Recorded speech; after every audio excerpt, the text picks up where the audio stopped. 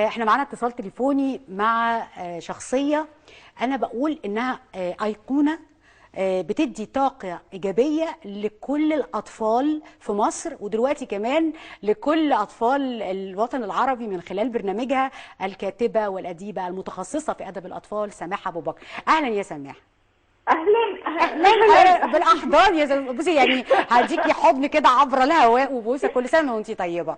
وانتوا طيبين، وكل الاطفال وكل الكبار زي بعض طيبين برضو. ايوه، والفضائيه المصريه في قلب كل الناس، وكلكم طيبين وبخير. حبيبتي اهلا بيكي يا مها، وكل سنه وانتوا طيبين. سماح انتي شخصيه يعني انا دايما اقول اللي بيتعامل مع الاطفال شخصيه غير عاديه واستثنائيه، لان الاطفال ذكيه وصادقه، ولا يمكن جدا احد ان جدا يضحك على طفل ده يعني ولا حقيقي. ينافق طفل. فالاطفال صحيح. بتحبك وبتعرفي تكلميهم واسمحي لي ابارك لك على حاجات كتيره قوي حصلت ربنا يخليك. في 2023، منها مقابله فخامه الرئيس عبد الفتاح السيسي الحمد لله. وتكريمه لقصه حياه وكريمه، وطبعا البرنامج الجديد، يعني حاجات كتيره حلوه. قولي لي يعني انت شايفاها ازاي؟ شايفه 2022 ازاي؟ والله كانت سنه غريبه جدا، يعني سنه كلها حاجات حصلت، يمكن احلام مؤجله، او اقدر اقول لك انه سنه بتثبت انه يعني انه اللي بيسعى واللي بيبقى عنده حلم واللي بيبقى مؤمن بالحاجه اللي بيعملها، ربنا اكيد في وقت ما هيكافئه. لكل مجتهد نصيب فعلا. انا مؤمنه بده. صح. انا بشتغل مع الاطفال بقالي اكثر من 20 سنه. ايوه، بكتب للاطفال وبقابل اطفال وبقعد مع اطفال، وبتنزلي للاطفال وبنزل وتروحي لهم القرى بالظبط. ما ما كانش في بنشوفك بالي يعني إن ده ممكن يوصلني يعني لحاجه. طموحي بس ان انا اقدر اغير في طفل. فانا بسعى لده. يعني انا ما اتصل مثلا اعرف ناس في وزاره الثقافه اكلمهم بيعملوا انشطه للاطفال، يقولوا لي عندك استعداد؟ اقول لهم عندي استعداد. فنزلت وشفت حياه كريمه. أيوة. وقعدت مع الولاد هناك في سينا في الوقت نفسه وانا بشتغل مع مبادره اتكلم عربي. أيوة. فازاي انا في لحظه، والله يا مها سبحان الله، هو توفيق من عند ربنا. أيوة. قدامي كلمه حياه كريمه وانا ماشيه في الشارع كده، حياه كريمه. أيوة. فجاه لقيت انه دول اسماء بنات. صح. فمن هنا كانت فكره القصه. بس كانت الصعوبه ان ازاي هتوصلي انجازات للاطفال بشكل بسيط وبشكل يبقى فيه قصه لطيفه. صح. فبدات اشتغل على الموضوع ده وانا مش عارفه القصه دي هتطلع شكلها ايه ولا هتبقى حلوه. يعني قعدت بس اركز الاول، ابحث هشتغل فين، ايه المنطقه اللي هتكلم عنها. فكانت اسوان. فبدات اشتغل على القصه وانا خاليه الذهن تماما ان ممكن ده يكون وراه حاجات اكبر. ساعات في حاجه صغيره جدا في حياتنا احنا ما نتوقعهاش بتفتح لنا ابواب. سبحان الله. فعلا. هو ربنا بقى اللي بيرتبها. هو ربنا اذن في هذه اللحظه. فانا لما عملت القصه لقيت يعني لقيت الصدى مع الاطفال. اولا كان في منتهى الجمال. وبعدين في احد البرامج انا كنت مستضافه مع الاستاذه عزه مصطفى. أيوة. وبتكلم عن شغلي لاني قبلها عملت قصه عن قناه السويس اللي هي ملحمه ايفر جيفن. ايوه. فبتقول لي ازاي نوصل للاطفال الانجازات اللي بتحصل على الارض، ازاي نوصلها بشكل ما يبقاش مباشر، والا بقينا مش بنكلم اطفال، دي بقت نشر او تقرير او ما شابه. فبكلمها عن شغلي بمنتهى البساطه وبعملته ومش عارف ايه وبتاع. وانا لما بتكلم عن شغلي ببقى متحمسه جدا اللي انا بحبه. فبتلاقيني كل تعبيراتي كل اللي مخلصين لشغلهم بيبقوا متحمسين وحامين كده. ايوه بالظبط. ده حقيقي. أيوة. ده حقيقي. ففوجئت بعد ما خلصنا الهوا، وانت طبعا مديره هوا قديره وعارفه بعد الهوا خلاص بقى نزلت التترات وخلاص شلنا المايكات فوجئت بالاستاذه عزه خارجه بره الاستوديو بتجري، داخله جوه الاستوديو بتجري وقالت هنطلع هوا. انا مش فاهمه، انا بشتغل في التلفزيون وبنت التلفزيون عارفه خلاص برنامج خلص هنطلع هوا نقول ايه. أيوة. فانا عماله تصوري اساله في ايه يا عزه، تقولي مش ظبط لها الاضاءه مش عارف ايه. وهي نفسها يعني اتفاجئت، يعني كانت حاجه فجاه. وطلعنا على الهوا وفوجئت انه مكتب فخامه الرئيس اتصل وانه في دعوه ليا ان انا اتوجه. لحظه فارقه فعلا، لحظه فارقه. انا ما عرفتش اقول ايه طبعا. يعني انا في اللحظه دي مش عارفه اقول ايه. ايوه.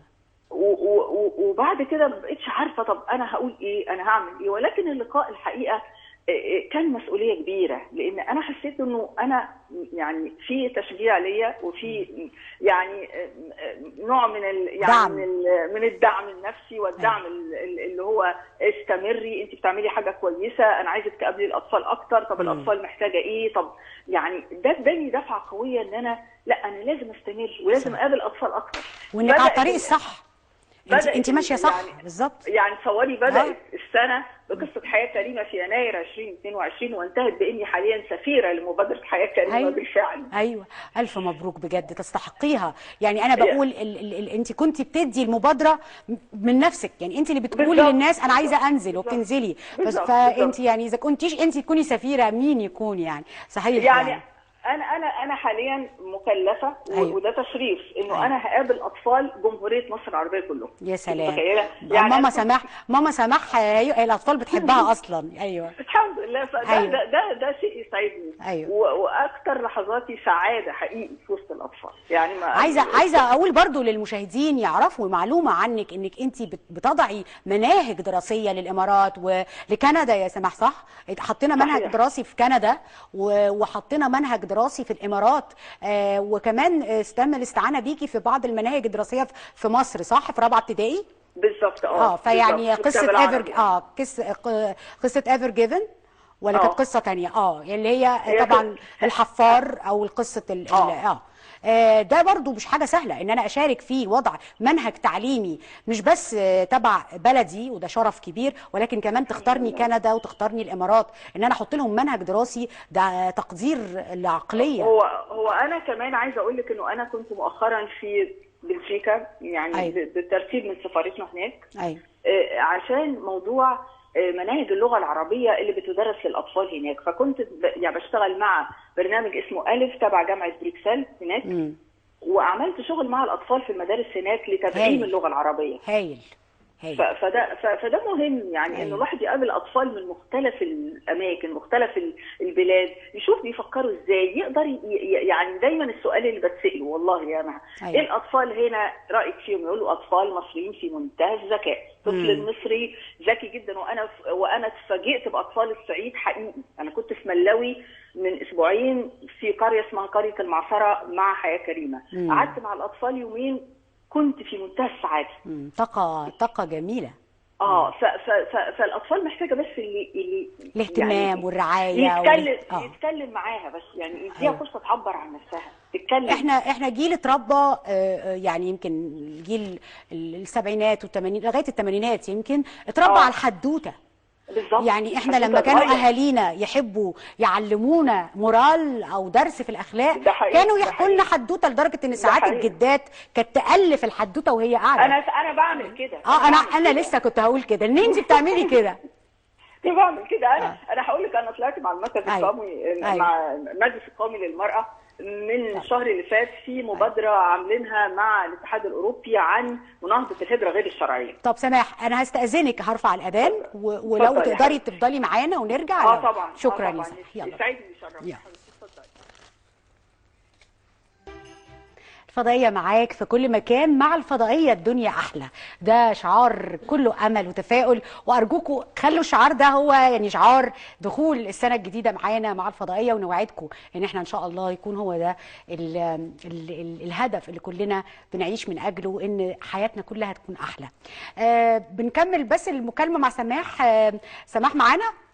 ايوه يا سماح، انا معلش انا بعتذر لك انا سبتك، بس انت يعني انت ده بيتك يعني. طبعا حبيبتي. سماح، يعني علشان ما اخدش من وقتك كتير، عايزه امنيه للطفل المصري في 2023 منك، تتمني له ايه؟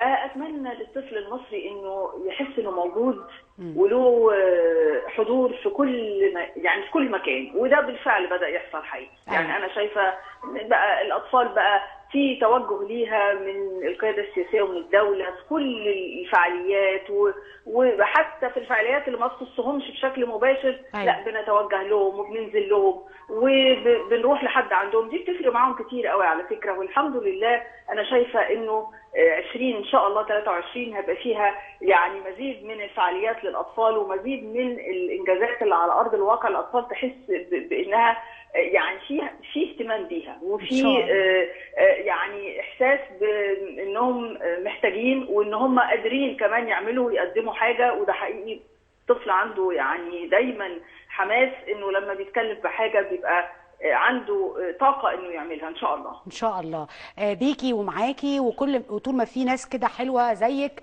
بيكلموا الاطفال في مصر، احنا مصر اطفالها في خير. شكرا يا سماح بجد. الكاتبه الكبيره المتخصصه في ادب الاطفال سماح ابو بكر.